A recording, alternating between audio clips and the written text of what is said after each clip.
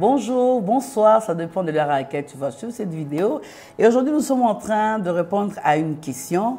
Comment vivre sa chrétienté au sein d'une famille païenne? Bon, pour mieux m'expliquer, parce que lorsque tu dis païenne, c'est par rapport à quoi? Alors, on nous dit, dans une famille où vous ne partagez pas la même foi, vous ne partagez pas la même foi, vous n'avez pas les mêmes convictions chrétiennes, comment vivre au sein de cette famille-là? Et ici, j'aimerais vraiment circoncire les choses pour dire que au cas où tu es un enfant dans cette famille, c'est-à-dire il y a des parents chrétiens, il y a des grands frères, des grandes sœurs qui sont chrétiens et vous vivez ensemble dans la famille. Et tu n'as pas le dernier mot parce que tu es un enfant, tu n'as pas la décision. La première chose que tu devras vraiment savoir, ne l'oublie vraiment pas.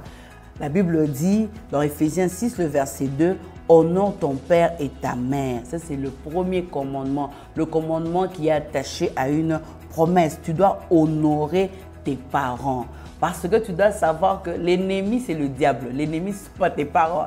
Hein? Aujourd'hui, le Seigneur a permis que tu le reçoives comme Seigneur et Sauveur au sein de cette famille, alors que vous ne confessez pas la même foi, mais il reste tes parents. Ça, il ne faut jamais l'oublier. Et tu ne dois pas commencer à faire des prières pour les briser, pour les chasser. Non, il ne faut pas agir de la sorte. Il faut les honorer. Les honorer veut dire quoi? Respecter ses parents, faire ce qu'ils te demandent de faire. Deuxièmement, parce que tu es dans une famille et chaque famille a ses principes. Donc, tu dois respecter les principes de votre famille, c'est-à-dire les coutumes de votre famille. Quand je dis les coutumes, dans chaque famille, on peut dire que voilà, après 18 heures, on n'entre pas. C'est papa qui a dit. Et chaque père, lorsqu'il met des principes dans une maison, c'est pour votre bien, c'est pour votre protection. Lui, il ne voit que votre bonheur. Je n'ai jamais vu des parents qui réfléchissent sur le malheur de leurs enfants. Voilà. Et deuxième chose, on peut dire que non, à partir de 11 h, chaque jeune fille, vous faites le ménage. À 12 h, vous allez faire le petit marché, vous revenez, comme c'est dans toutes les familles, des principes, des bases qu'il faut respecter. Ça, c'est vraiment très important. Respecte les principes, les coutumes de ta famille.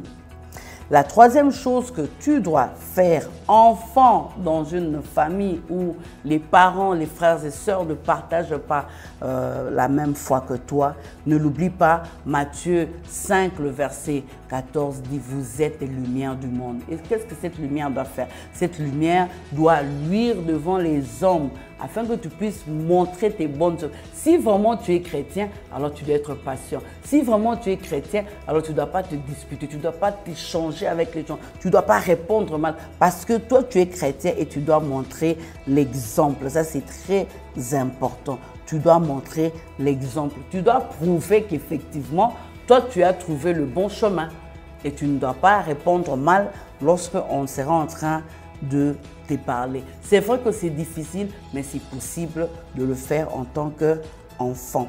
La dernière chose que tu dois faire, tu dois prier pour ta famille. Des fois, nous prenons beaucoup de temps pour prier pour l'église, prier pour le pays, c'est bien. Mais prie d'abord pour ta famille. Cite les noms.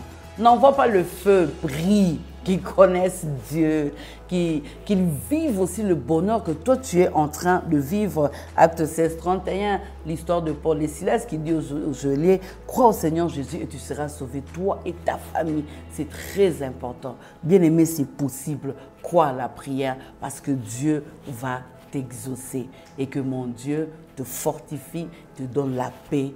Sois béni au nom de Jésus. Amen.